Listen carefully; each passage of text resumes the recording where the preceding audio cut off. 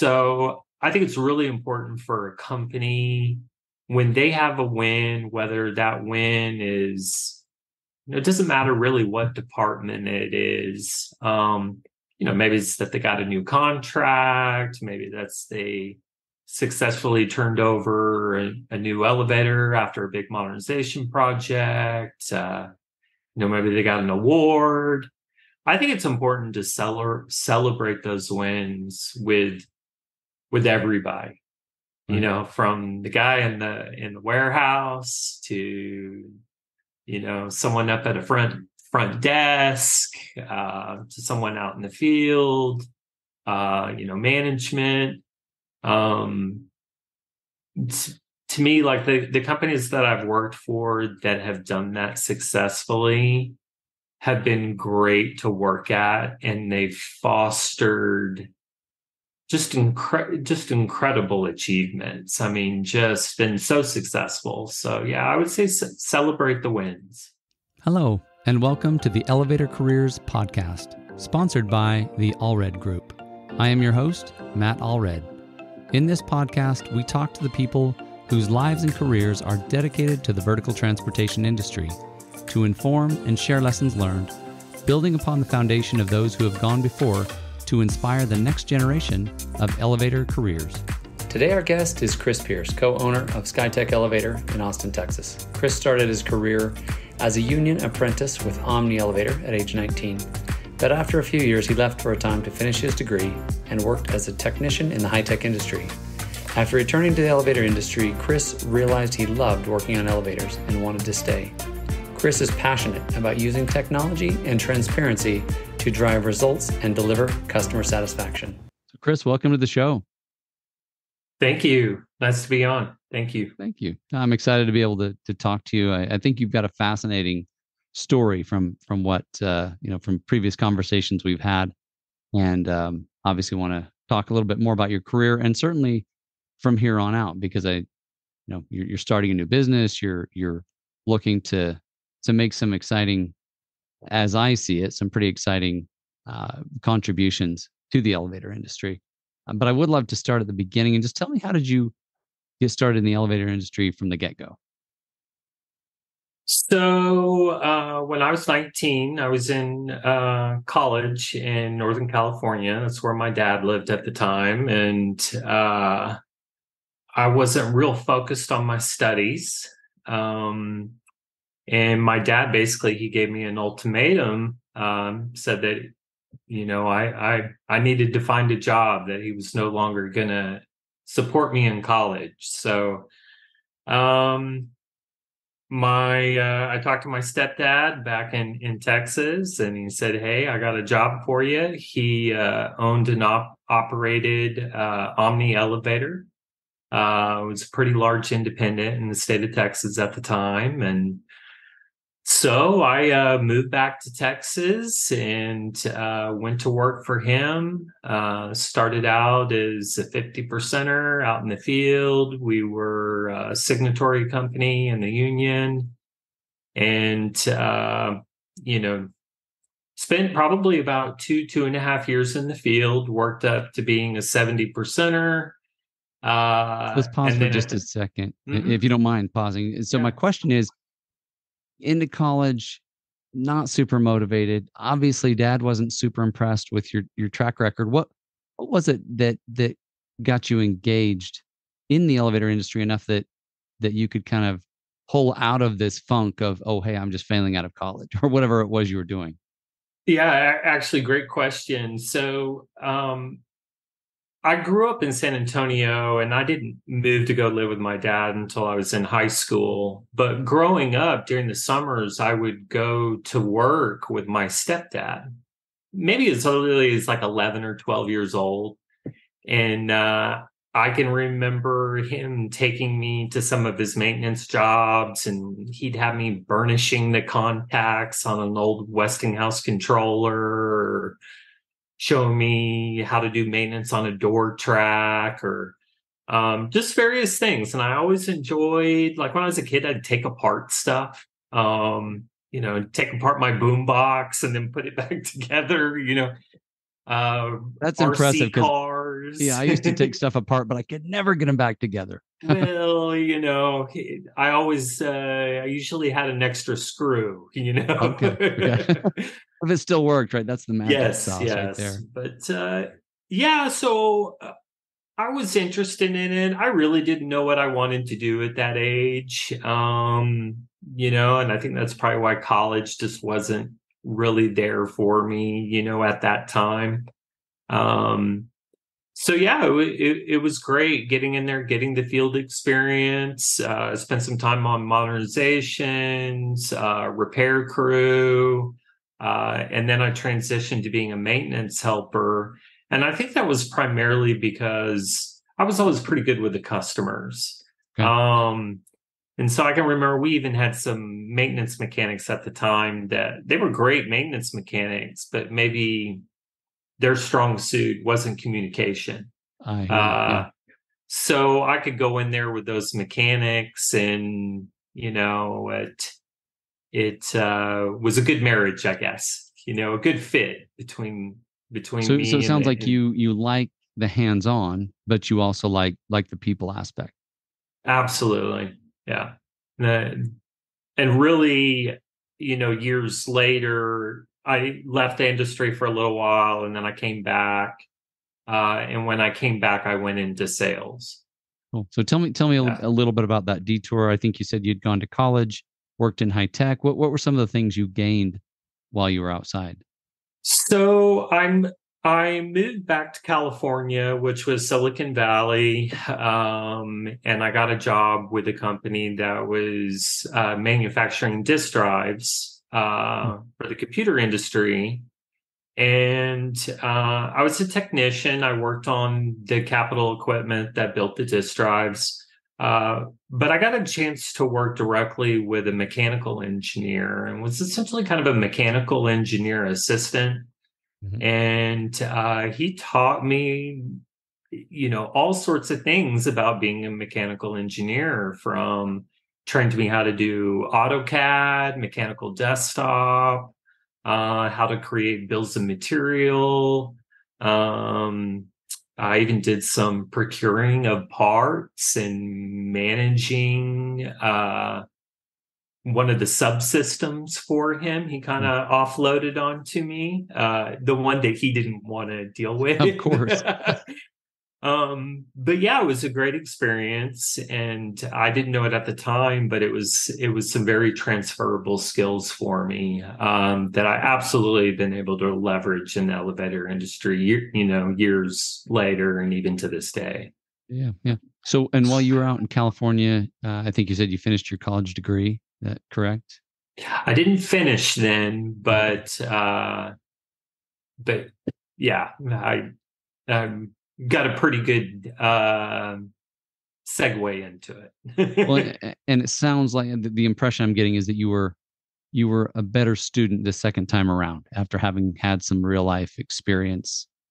Very much so. Yes. Yeah.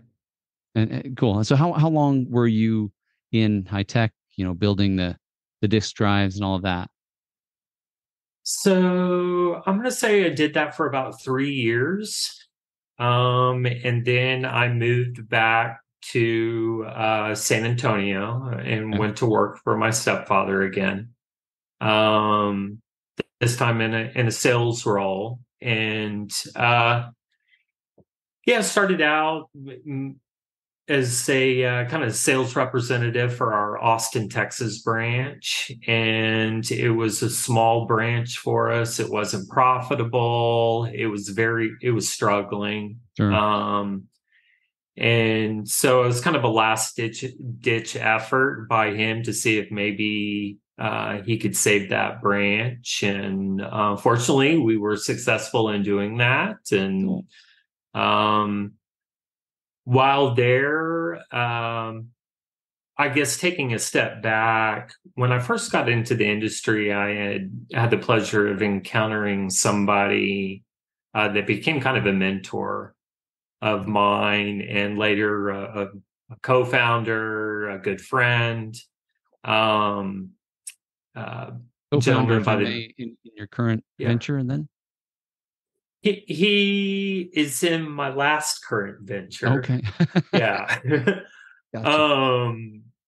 But yeah, a gentleman by the name of Dan Bryant. And when I met him, I was a mod helper at University Hospital in San Antonio, and he was doing a fire service overlay on the old Otis controller.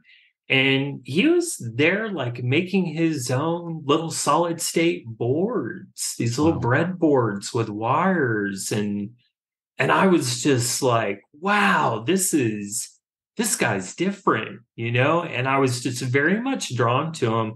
So much so I actually got into trouble with the mod superintendent at the time because I was helping Dan more than I was helping my own mod mechanic that I was supposed to be working with.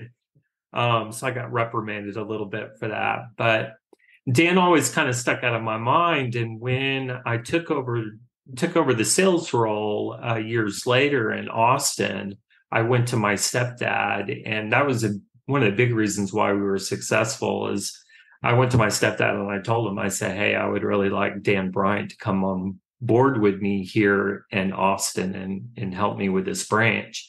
And he did. And from there, the story definitely grows into how I got into some of the other things I did after my time there. Yeah, that's great. And you had mentioned in a previous conversation that things really kind of accelerated after your California experience. What were some of the things you took away from Silicon Valley, from working with hard drives and high tech? And you mentioned specifically this mechanical engineer that seems like he was really a mentor for you too, and maybe helped you get to that next level. I think overall, more than anything, the passion for new technology there, right? Silicon Valley, and we see it here in Austin too, as kind of a sister city to Silicon Valley. It's just incredible. I mean, the risks that people will take to just jump in and do whatever it takes for something that they believe is going to change the world. Sure. And it doesn't have to change the world, but I think about it as, I think for me, like I very much want to change things in the elevator industry, or add value. And technology is such a great way to be able to do that. There's always something that somebody is developing that is just mind-blowing. And, sometimes it doesn't work out. It isn't a good fit. And other times it might be 10, 15 years too early. Sure. That happens. And so, I think just being around that kind of environment is just very engaging and just exciting. Very cool. Very cool. So at what point was it that you that it clicked for you that, hey, not only do I love elevators, but I really want to marry up some of this technology with it. And like you said, drive change and drive, improvements. Yeah. So, it was that second stint at Omni Elevator. Dan was working on essentially like a ERP mobile time ticket system for independent elevator company, and we actually started developing it around Omni Elevator's operations. And I think at the time we were probably one of the first independents in the country to have mobile time tickets. We were using, this was before smartphones. We were using Dell Axum PDAs. I mean, this was around 2002, 2003. I'm chuckling because I'm remembering the Palm Pilot that I used to carry around. Yes. Yeah, very similar. The Dell PDAs, they were Windows based, and so our software was Windows based. And so I got my first, I loved it. I mean, it was right up my alley to be involved in helping develop a platform to run the operations of an independent elevator company, from callback management to work order management, time tickets. We even had a portal to where our customers could log in and they could view the data online. And I just knew it. I was like, this is the way it's all going. This is awesome. Sure. I think that was the point where I really realized that I could make this industry more exciting for myself than just what it had been for my stepdad for most of his life. He was blue collar. He was a great elevator troubleshooter. That wasn't me. That wasn't my story. I wasn't some exceptional troubleshooter. Mine was more about people and high tech. Yeah.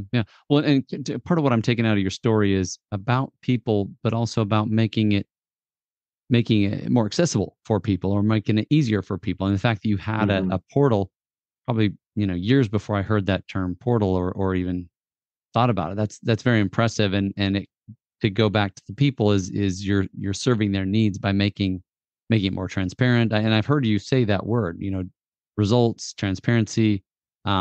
Just, hey, here's what it is, right? Here, I don't know what that looked like, but here's the ticket, and here's when we think we're going to get it done, and here's whatever information we have on it.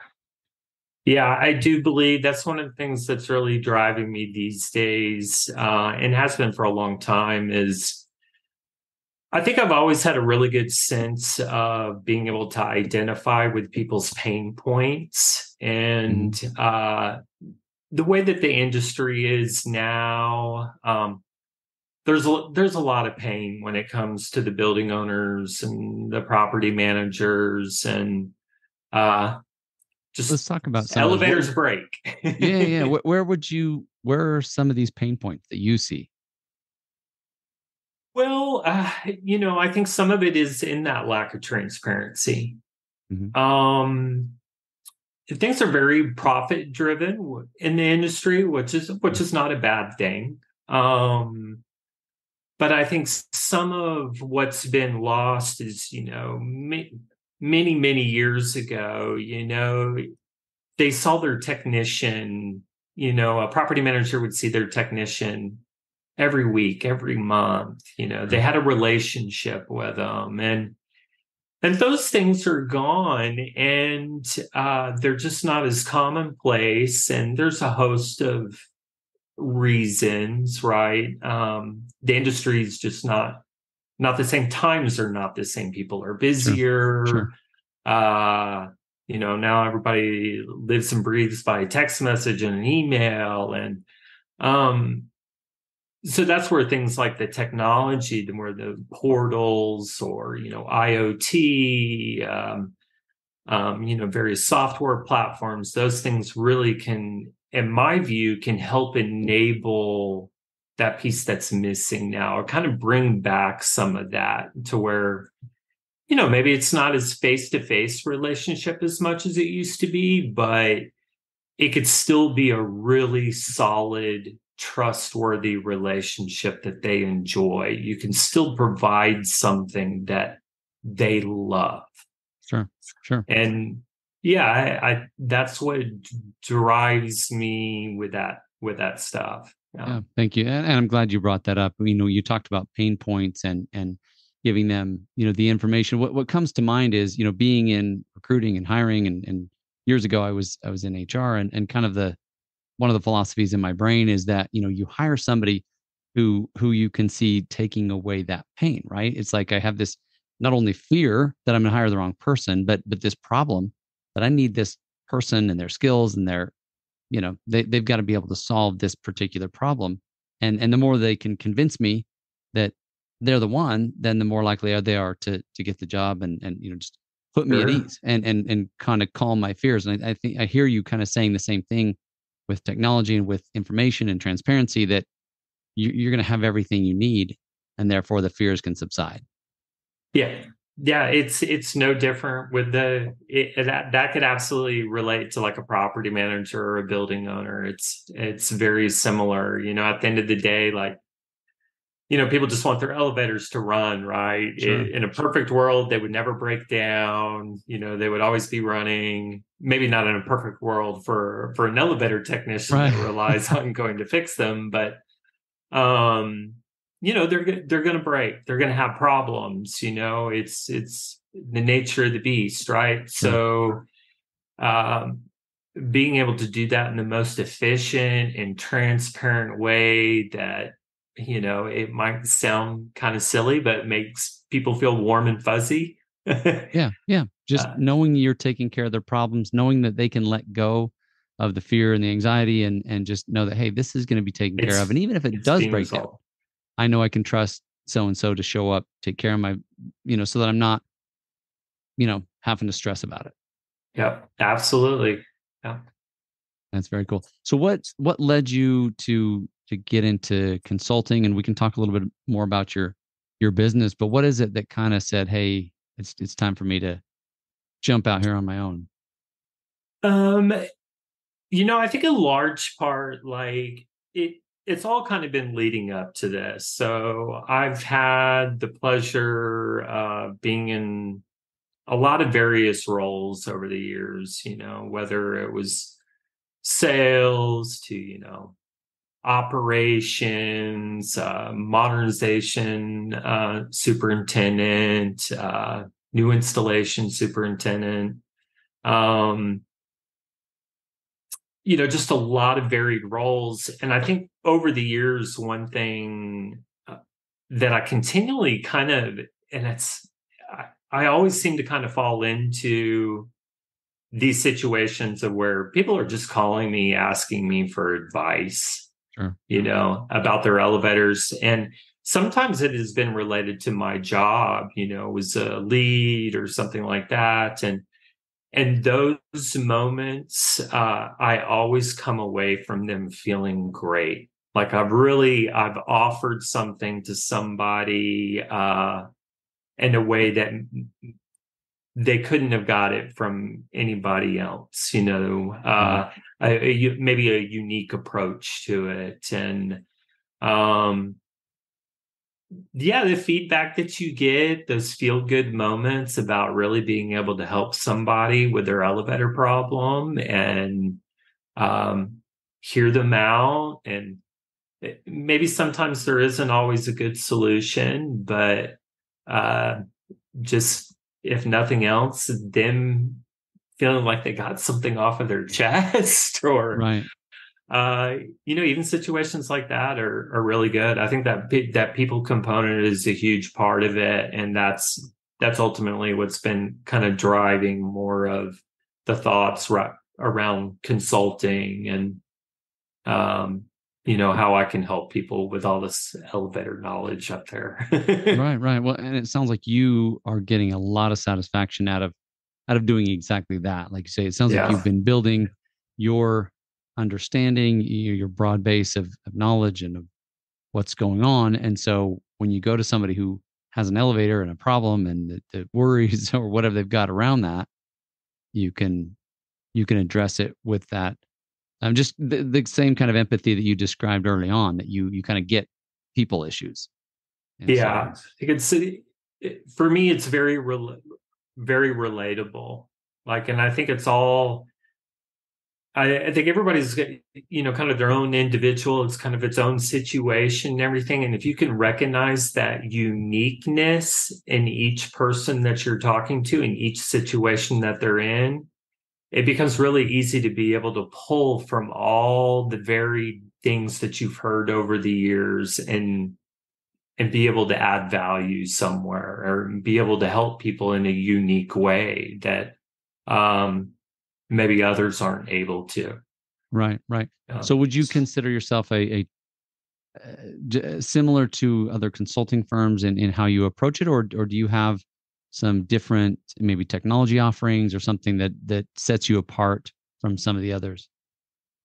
Yeah, I mean, that's an interesting question. I'm not entirely sure yet. My sense is that my focus is a little bit different, definitely with, such a strong technology background. Mhm. Um, something that we haven't really touched on would be a company that I co-founded with Dan years later, like around 2014, 2015, called Data Hoist. And we were building Okay. Tell me about that. remote monitoring devices. It was leveraging essentially sensor technology and cloud edge computing, what now people refer to as IoT, and Sure. it's become more of a common household name. Um, but when I look at consulting these days, to me, it seems like some of these things could be leveraged to help with, maybe as simple as doing a higher level of elevator asset management. Okay. Or, people are starting to ask about, they want KPIs, and, they want callback reporting, various things to be able to help them make their business decisions that they need to make, whether Right. it's when I need to mod an elevator. And to me, some of like the traditional consulting companies, a lot of them seem like a lot of it is based off of, writing documents, Okay. a heavy Sure. dose of that. And I know that there are those out there that do some of the things I'm talking about, and have been for a while. But I think one can take it maybe a step further with the transperency and leveraging some of these newer technologies, whether it's a software platform or a sensor device that goes on top of the elevator. When you start incorporating the data from all those various sources, um, through the use of software as well, it really starts getting really very compelling. It's not all that interesting by itself. Right. Uh, so some usage statistics on an elevator, yeah, they're, if you just, the elevator ran 1,500 times last month, Right. oh, okay, great. That's really not all that interesting by itself. But when you incorporate that with some other data, maybe some field data from what the elevator technician is seeing out there, or, what a building manager, facility manager is seeing. Once you start to pull all that together, I think that's where it gets really interesting, and what you can offer people. Right. Right. Well, and what I'm hearing you saying is, with transparency, not only am I going to let my customer know that, hey, this ran 1,500 times last month, but maybe I'm going to let them know that, as far as wear and tear goes, kind of like, for lack of a better, metaphor here or analogy, whatever, brake pads, right? It's like, hey, you've only got X number, X amount left before this really needs to be replaced. I don't know enough about elevators to say they have the same kind of things, but I'm sure there's a way to measure ropes or whatever, shivs or brakes, or, some of those different pieces that you do replace, and say, hey, by the next time, we really need to be doing this, and then delivering that to them. They may call you and say, hey, guys, it's time for an oil change. Guys, hey, we're ready for you to, come do this repair, because all this information you've given us is telling us that it needs to happen. So please come do it.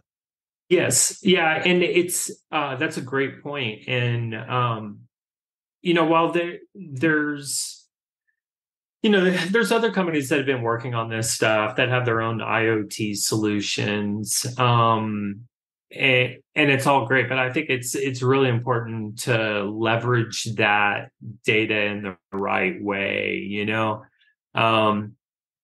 I've heard, some people talk about well, I never see my elevator technician anymore since we got this IoT device on our elevator. And so that's not the right way. I think if people can gear it more towards, using it as a tool versus to maybe take a more targeted approach to their maintenance versus to saying, oh, well, we don't need to go out there now because the device hasn't told us that anything's required yet. Yeah. How would you envision that? Yeah. Talk me through what is the right way kind of in your mind?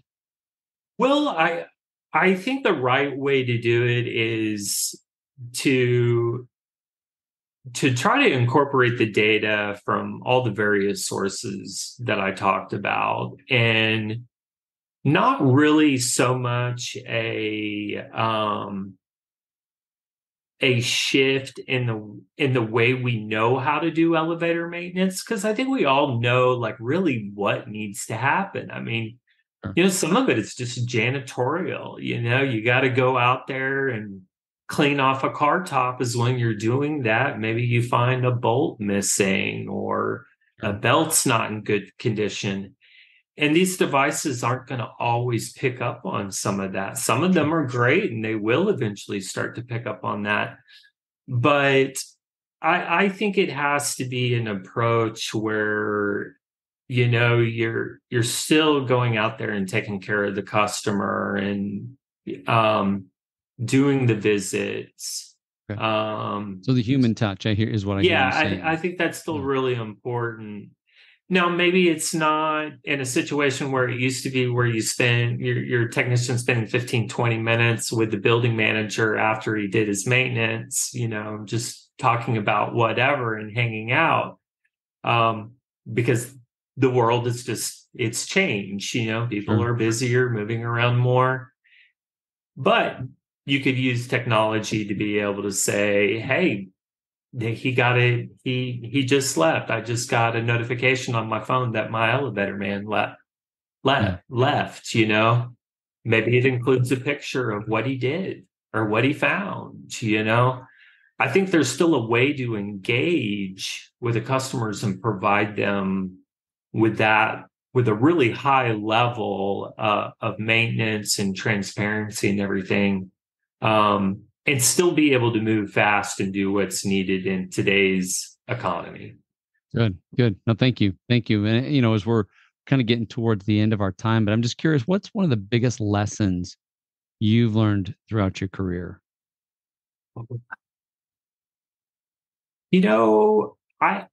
One of the things I learned from my dad early on was celebrating the wins. So I think it's really important for a company when they have a win, whether that win is, it doesn't matter really what department it is. Maybe it's that they got a new contract. Maybe that's they successfully turned over a new elevator after a big modernization project. Maybe they got an award. I think it's important to celebrate those wins with everybody.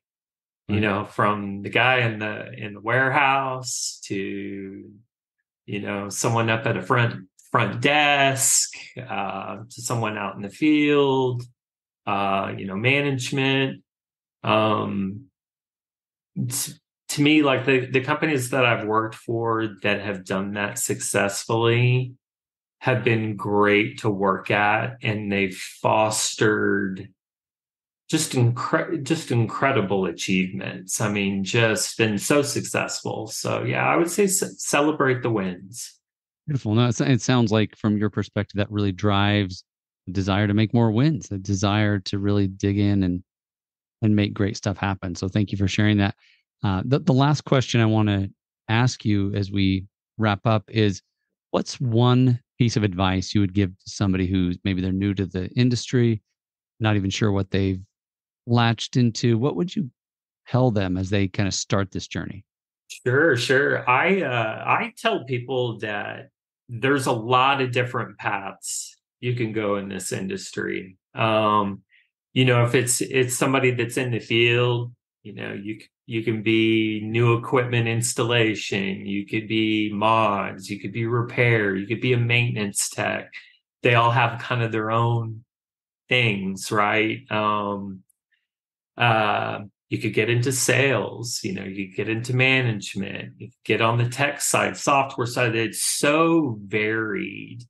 There's so many paths, and I've seen people, start out like myself, out in the field, and now they're doing something completely different, still within the industry, but being a maintenance tech wasn't their path. They write software code. Right. Yeah. So it's a wealth of opportunity in the industry, and I would tell someone to kind of find their niche, what they like, and then follow that path. The opportunities there. Right. Great. Thank you, Chris. I appreciate that. And yeah, I think you're a kind of a living witness of that you can bounce around a lot of different ways. You kind of find your own path and then build from it. Yeah, absolutely. Awesome. Well, thank you again for being with me today. I appreciate it. Yeah. Thank you, Matt. Thank you for listening to the Elevator Careers podcast, sponsored by the Allred Group, a leader in elevator industry recruiting. You can check us out online at elevatorcareers.net. Please subscribe, and until next time, stay safe.